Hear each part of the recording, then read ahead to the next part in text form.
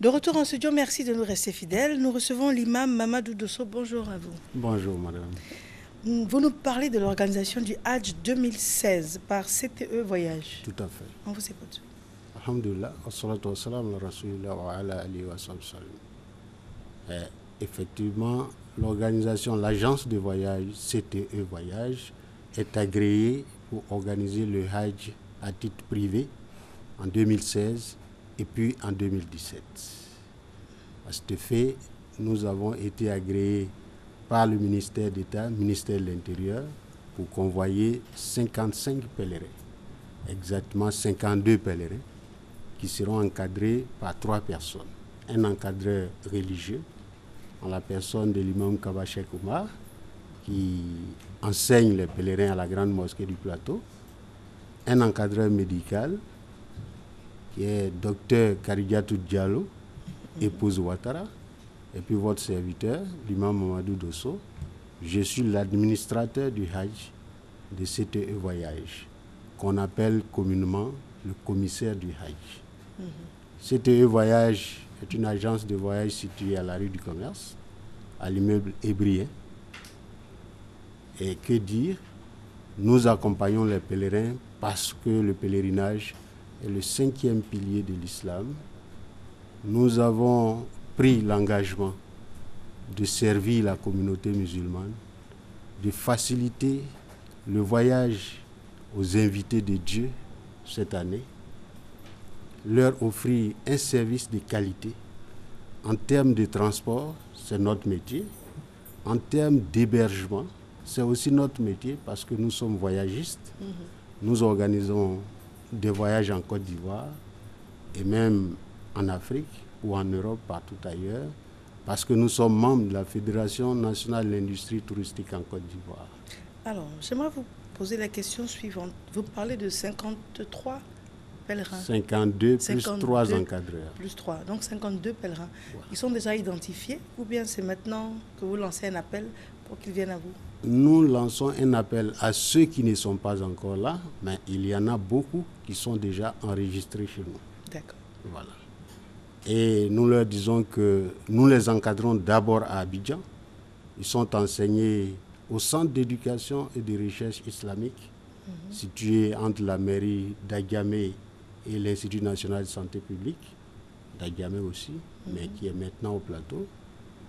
Ils sont transportés par vol régulier, en aller et en retour. Ils sont hébergés dans les meilleurs hôtels à Médine, à la Mecque, à proximité des lieux saints. Ils sont nourris.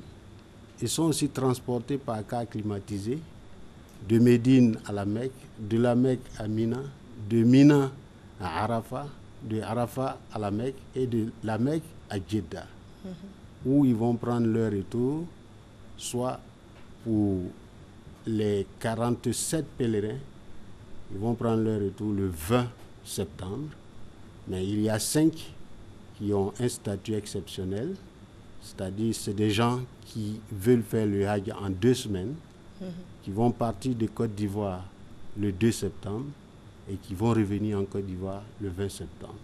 Très bien. Le 18 septembre, pardon. Très bien. Le grand groupe partira de la Côte d'Ivoire le 25 août pour revenir en Côte d'Ivoire le 20 septembre, Inch'Allah. Très bien. Vous nous rappelez la localisation de l'agence de voyage et les téléphones, s'il vous plaît, imam. L'agence de voyage CTE Voyage et Tourisme est située à l'immeuble Hébrien, à la rue du Commerce au Plateau.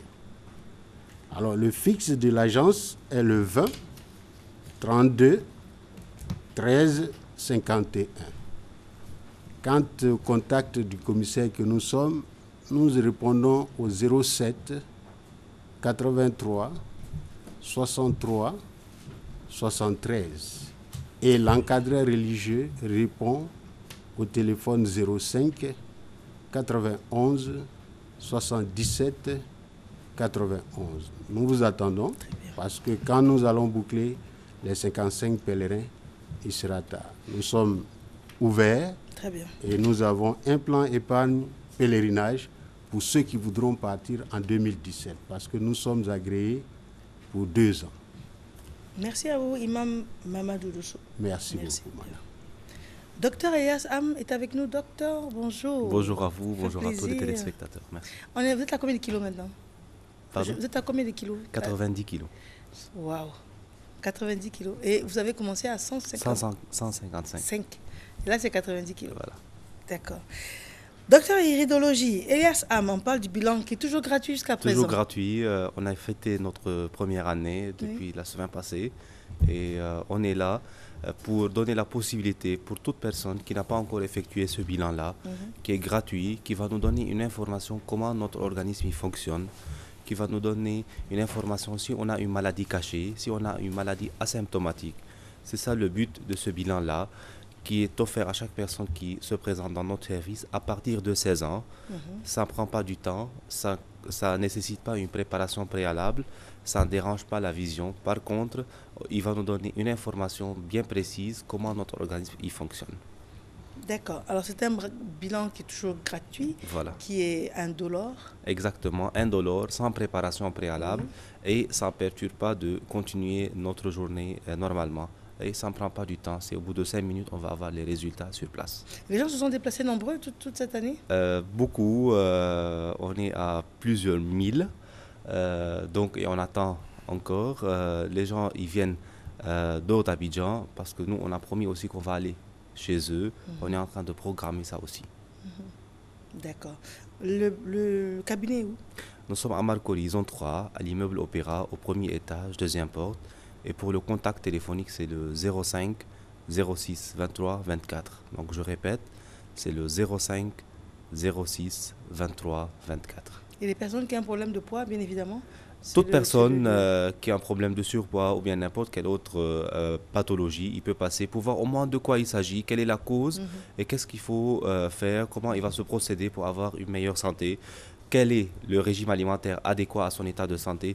Quels sont les changements de mode de vie? C'est ça le but du bilan d'iridologie. Il va nous montrer quel chemin à suivre pour avoir une bonne santé. Très bien. Merci à vous. Merci pour vous. Excellente journée. Merci. Bonne journée également. C'était là notre dernier intervenant en ce qui concerne la rubrique consacrée aux invités de la direction commerciale et marketing. Nous avons une autre rubrique. Nous allons parler société. Et c'est l'importance des personnes âgées dans la société. Pour ce faire, M. Konan Kwasi est avec nous. Il est directeur exécutif de l'ONG MESAD. Nous avons, je pense, un jingle à cet effet que nous vous proposons.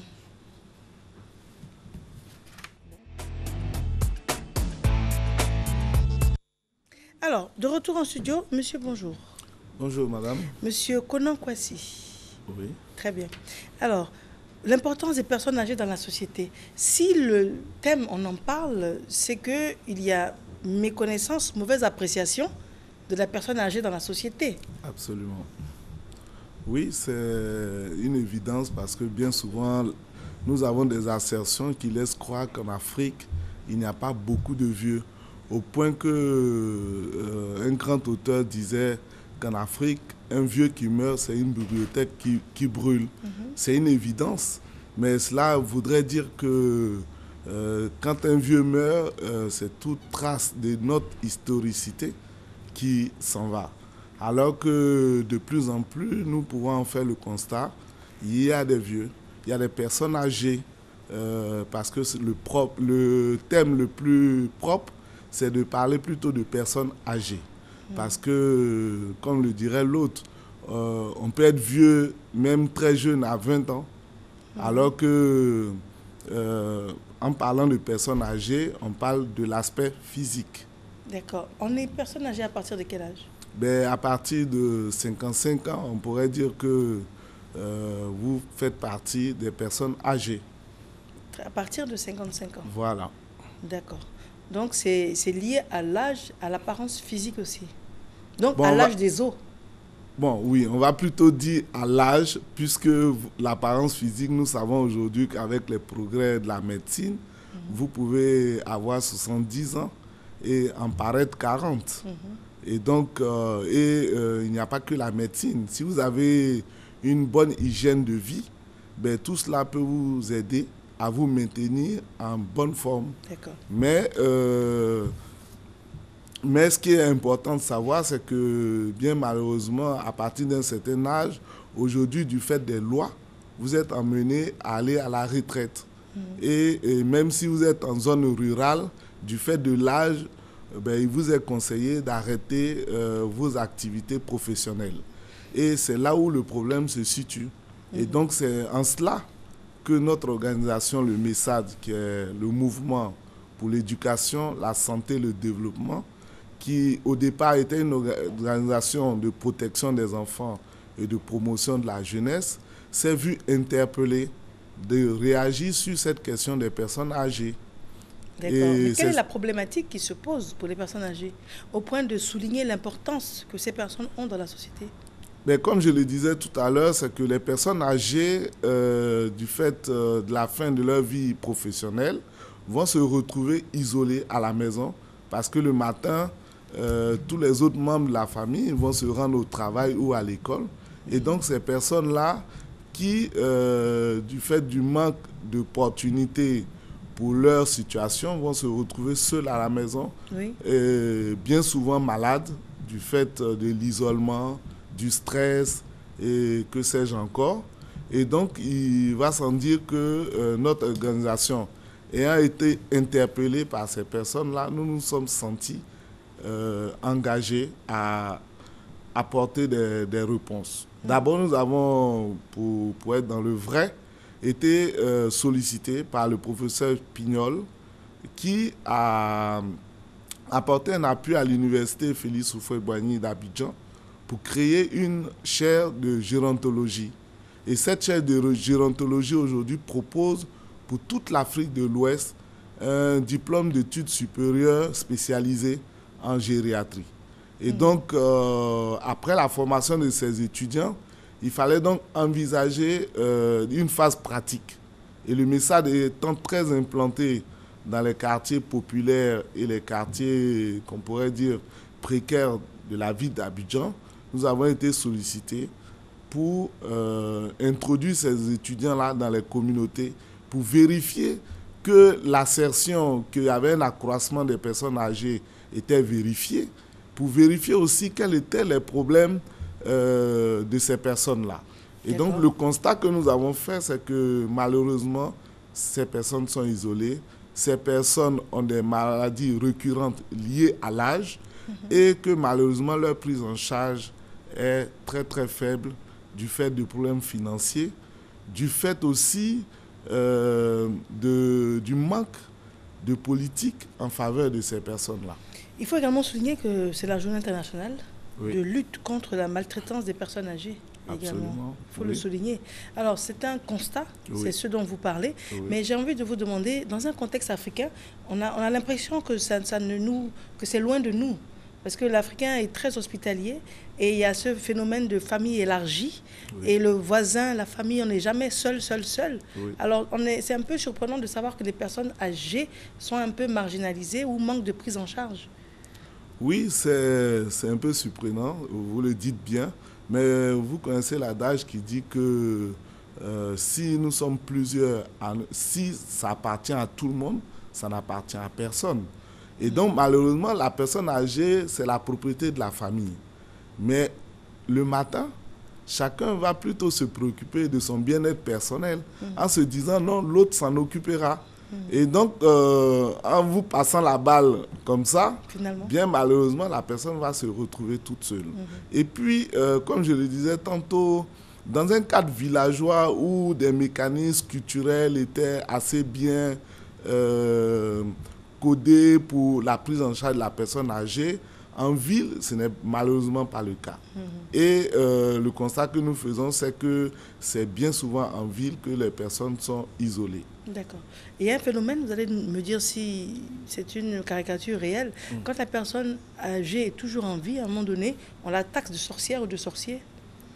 Oui, permettez-moi de citer encore une autre assertion populaire qui dit que quand vous voulez manger votre chat ou votre chien, vous le traitez, vous lui dites qu'il a la rage. Si c'est votre chat, vous dites qu'il a de grandes oreilles comme un lièvre. Et malheureusement, c'est le cas des personnes âgées parce que bien souvent, ces personnes, du fait de leur maladie, vont être, vont occuper du temps vont occuper le temps des personnes, vont occuper le temps de leur famille, et ces personnes-là vont trouver que ces personnes leur perdent le temps. Ça, c'est un élément. Ensuite, la personne peut se retrouver avec des biens et malheureusement, une partie de la famille peut vouloir s'approprier ces biens. Donc, il faut s'en débarrasser pour récupérer ces biens le plus tôt possible. Mais tout cela, je pense que est lié d'abord à la méconnaissance. À la méconnaissance même du statut de la personne âgée. À la méconnaissance des mécanismes de sa prise en charge. D'où la nécessité de former d'abord des aidants.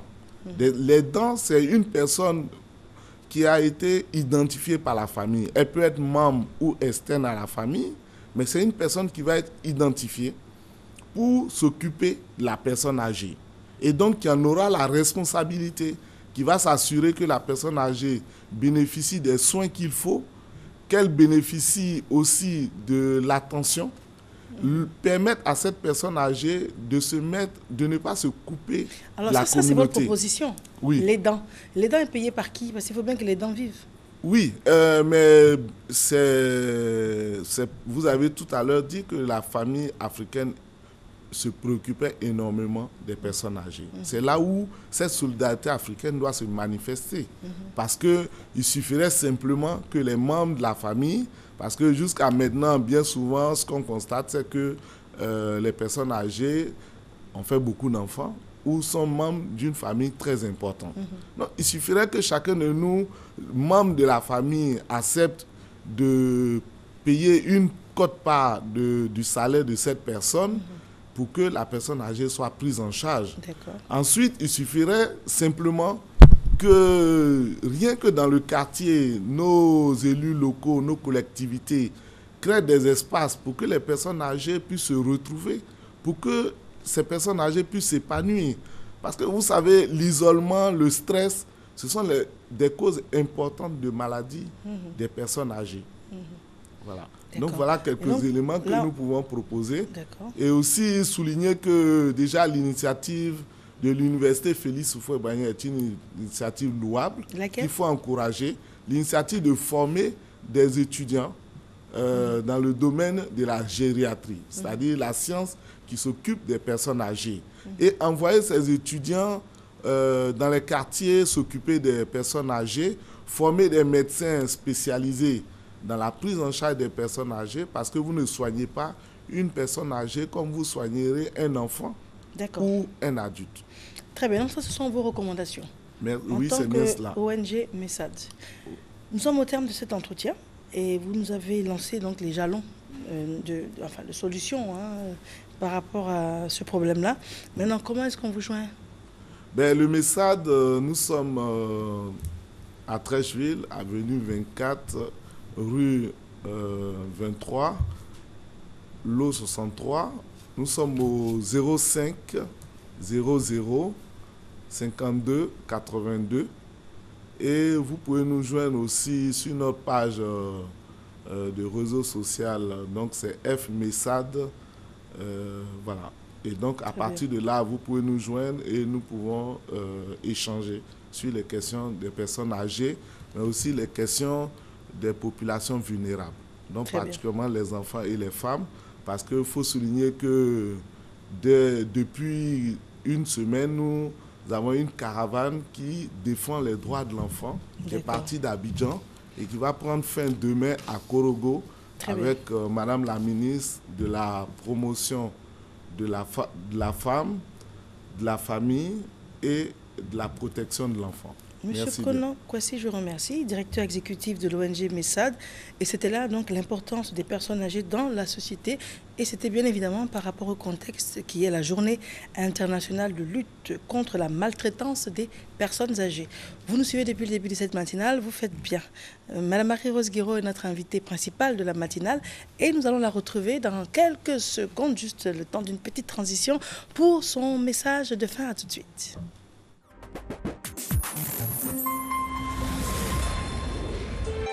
RTI 1, la chaîne qui rassemble.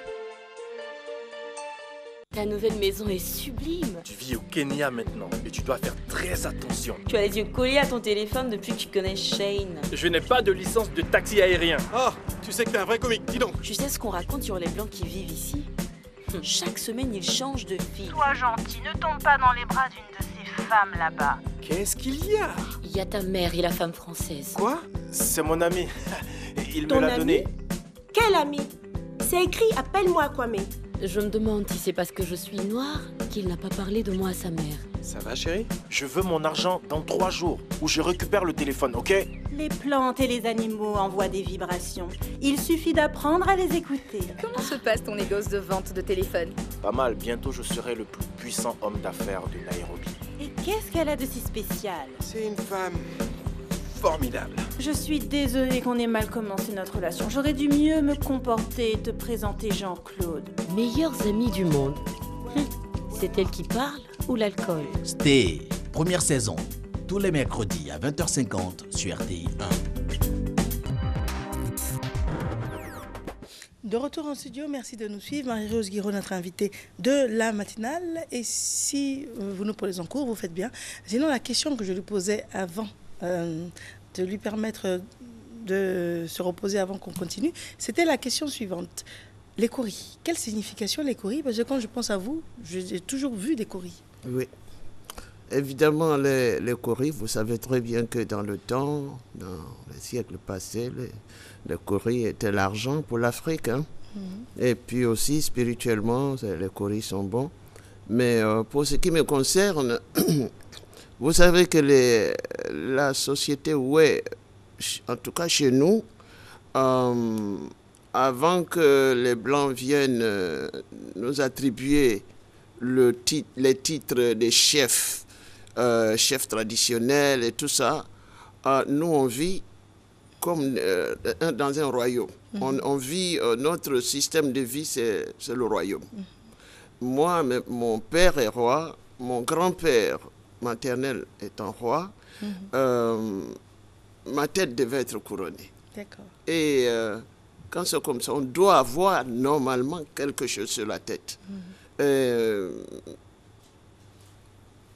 Disons que les ouais, je ne sais pas, mais on ne sait pas ce qui est écrit dans la Bible ni dans le Coran, mais on vit comme si on connaissait tout ça là.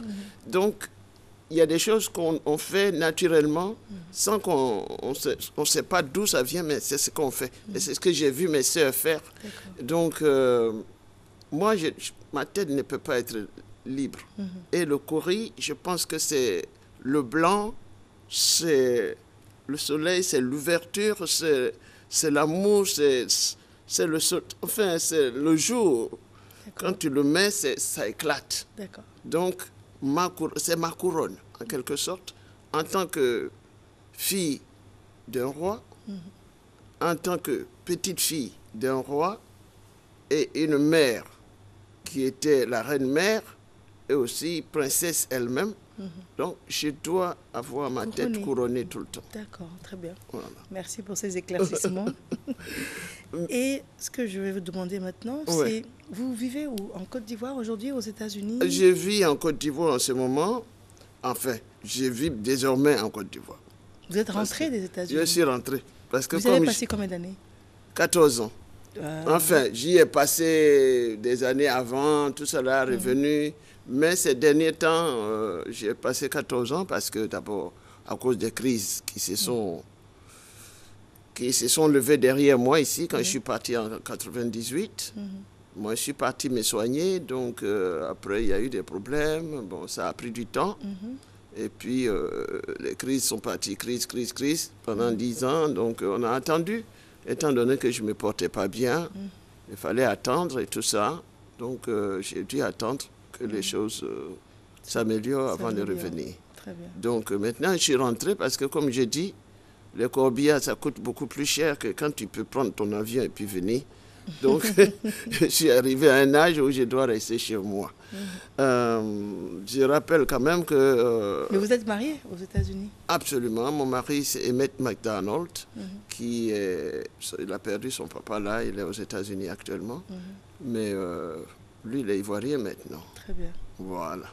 Donc, on est toujours mariés. On est mariés depuis 80. Hein? D'accord. Yeah. Donc, c'est mon compagnon de vie. Très bien. Voilà. C'est magnifique. Actuellement, ce qui m'a amené vraiment à faire ce que je fais aujourd'hui, c'est que j'ai la dédicace, dont il faut en parler.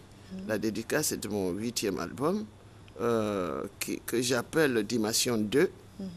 Ça veut dire, je quitte la dimension de la danse actuellement. Je fais la chorégraphie toujours, mais je vais à la dimension de la chanson.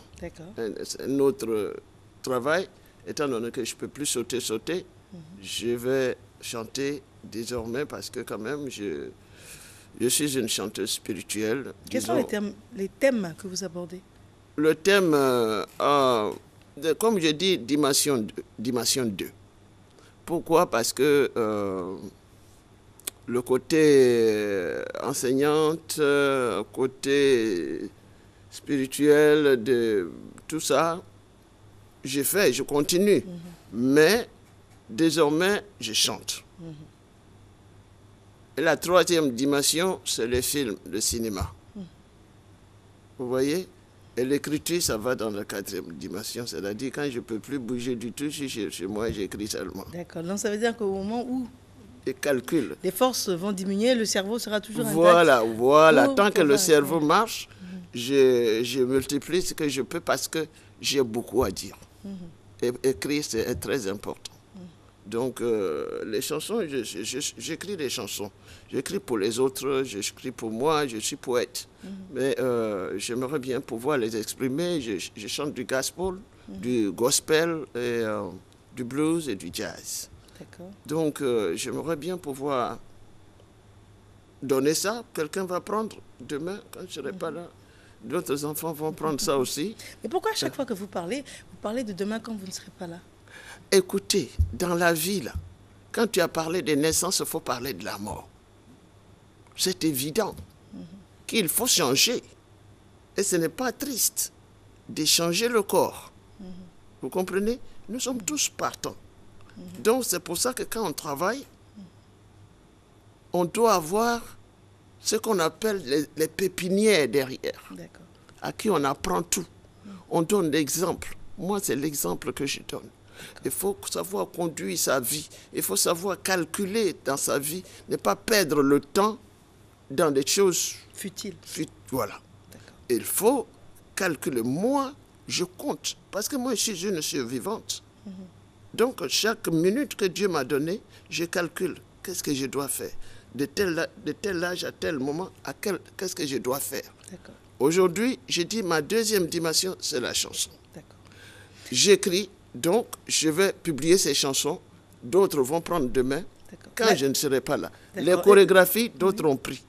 Voilà, ainsi de suite. La dédicace, nous sommes à quelques secondes de la fin. Voilà. C'est quand? C'est où? C'est à l'EDEC, c'est samedi, à partir de 20h, ça commence. Et cette dédicace, elle est double. Parce qu'il y a le CD et il y a aussi mon Broadway Show, qui est une comédie musicale que je présente comme un exemple ou bien un résultat des échanges culturels que la Côte d'Ivoire fait avec avec les États-Unis. Donc, j'invite tout le monde à venir voir La Vengeance de Mami Wata. Ça s'appelle La Vengeance de Mami Wata.